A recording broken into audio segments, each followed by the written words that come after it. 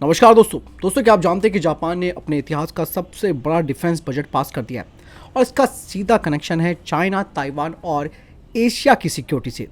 आज दोस्तों मैं आपको बताने वाला हूं कि जापान इतना ज़्यादा डिफेंस पर पैसा क्यों खर्च कर रहा है, चाइना से टेंशन कितनी सीरियस है और इसका असर एशिया और भारत पर क्या पड़ेगा। दरअसल दोस्तों जापान ने अपना जो डिफेंस बजट बढ़ाया है, अगर उसकी बात की जाए तो वो 122.3 ट्रिलियन येन, ये नया बजट है जो कि उन्होंने अप्रूव किया है। ये लगभग 782 बिलियन डॉलर के बराबर होता है दोस्तों। इसमें से दोस्तों 9 ट्रिलियन येन सिर्फ डिफेंस के लिए रखे गए और ये जापान का अब तक का सबसे बड़ा डिफेंस बजट है दोस्तों, जैसे कि मैं आपको बताता आ रहा हूँ। दरअसल दोस्तों ये नया बजट अप्रैल 2026 से लागू होगा, लेकिन अभी इसके लिए पार्लियामेंट्री मंजूरी मिलना बाकी है। अचानक दोस्तों जापान के मन में आकर क्या आ गया कि वो डिफेंस पर इतना पैसा क्यों खर्च कर रहा है। दरअसल दोस्तों जापान की डिफेंस मिनिस्ट्री के अनुसार वर्ल्ड वॉर 2 के बाद ये सबसे खतरनाक सिक्योरिटी सिचुएशन है उनके पास, जिसके पीछे 3 बड़े रीजंस हैं। पहला, चाइना का खतरा, और दोस्तों जापान की जो नई डिफेंस स्ट्रेटेजी है उसमें चाइना को सबसे बड़ा स्ट्रैटेजिक थ्रेट बताया गया। चाइना लगातार ताइवान को धमकी दे रहा है, अक्सर आपने देखा होगा, और वो कई बार इस तरीके के पंगे लेता रहता है। लेकिन यहाँ पर जापान भी सतर्क रहता है और जापान के पास भी दोस्तों कई बार चाइना ने मिलिट्री डील्स की है। अब हाल ही में दोस्तों चाइनीज जेट ने जापानी एयरक्राफ्ट पर उसका रडार लॉक कर दिया था और ये बहुत खतरनाक सिचुएशन थी दोस्तों, क्योंकि दोस्तों इस रडार लॉक का मतलब था मिसाइल फायर की तैयारी, और ये सिचुएशन दोस्तों एक बड़े युद्ध की तरफ इशारा कर सकती थी। यहाँ पर दोस्तों जापान को ताइवान युद्ध का भी डर लग रहा है, क्योंकि चीन ने ताइवान पर अगर हमला किया तो जापान खुद को इससे अलग नहीं रख पाएगा। इवन जापान की जो पीएम है सांसे टाइकाची, उन्होंने साफ कहा कि अगर चाइना ने ताइवान पर जबरदस्ती कब्जा करने की कोशिश की तो फिर जापान उसमें इंटरवेन कर सकता है। ये बहुत बड़ा स्टेटमेंट है दोस्तों।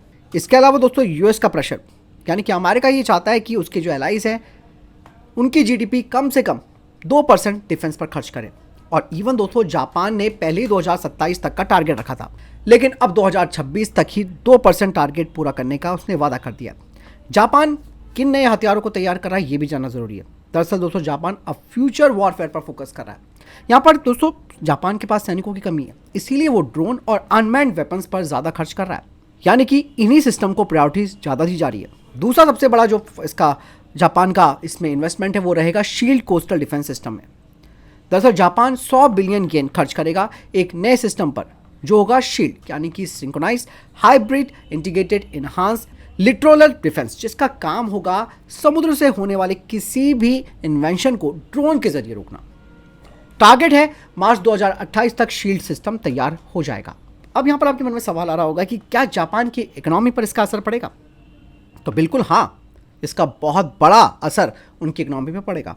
हालांकि जापान पहले से ही वर्ल्ड का सबसे ज़्यादा डेब्ट वाला देश है।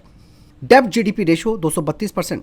मार्केट में डर है कि येन और गिर सकता है और इन्फ्लेशन बढ़ेगा, और इवन कुछ लोग तो यूके के 2022 के इकोनॉमिक क्राइसिस से इसकी एक कंपैरिजन कर रहे हैं। लेकिन यहाँ पर जापान की पीएम ने कहा कि जापान को ऑस्टिटी नहीं बल्कि स्ट्रेंथ चाहिए। डिफेंस और इकोनॉमी दोनों को मजबूत करना होगा। हालांकि उन्होंने ये भी कहा कि रिस्पॉन्सिबल बोरोइंग नहीं होगी।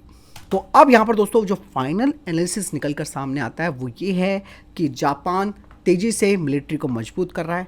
चाइना को एक खुला मैसेज है, एशिया पैसिफिक रीजन में आर्म्स की रेस और तेज होगी। अगर ताइवान कॉन्फ्लिक्ट होता है तो पूरा रीजन हिलेगा। भारत के लिए दोस्तों ये जो सिचुएशन है वो स्ट्रैटेजिक रूप से काफ़ी इंपॉर्टेंट है।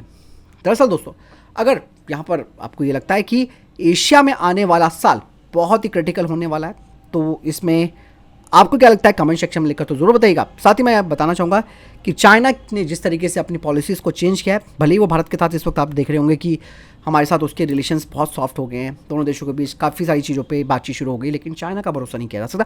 और यूएस की रिपोर्ट के बारे में मैंने आपको बताया था कि यूएस की रिपोर्ट ने वार्न किया है कि शायद यहाँ पर चाइना भारत के साथ एक माइंड गेम खेल रहा है, और एलएसी पर जो तनाव कम हुआ है उसके पीछे भी चाइना की बड़ी स्ट्रैटेजी है। यहाँ पर दोस्तों भारत की स्ट्रैटेजी बिल्कुल साफ है। भारत हालांकि किसी के देश में कोई हस्तक्षेप डायरेक्ट नहीं करता, लेकिन इतना है कि जापान जिस तरीके से अपने मिलिट्री अपने हाथों को खोल रहा है, ठीक भारत ने भी वो काम शुरू कर दिया। इसीलिए जापान ने अब ये चीज़ शुरू कर दी है कि मिलिट्री हार्डवेयर पर जितना फोकस किया जा सके, फ्यूचर वॉरफेयर पर जितना इन्वेस्टमेंट किया जा सके, वो उतना ही फ़ायदा देगा। और इवन भारत यही कर रहा है। भारत आए दिन R&D पर फोकस कर रहा है, नए हथियारों के इनोवेशन पर फोकस कर रहा है, क्योंकि हम चाइना का भरोसा नहीं कर सकते। और इवन पाकिस्तान किस तरीके से चाइना के हथियारों का इस्तेमाल हमारे ऊपर करता है, सेम बहुत सारी कंडीशंस हैं। भारत में माइंड्स बैठे हुए हैं, वो हर चीज़ को यहाँ पर बहुत ही बारीक से देख रहे हैं। फिलहाल जापान के इस डिफेंस बजट के बारे में आपकी क्या राय है, कमेंट सेक्शन में लिखकर जरूर बताएगा। हम तो एक साथ जय हिंद, वंदे मातरम।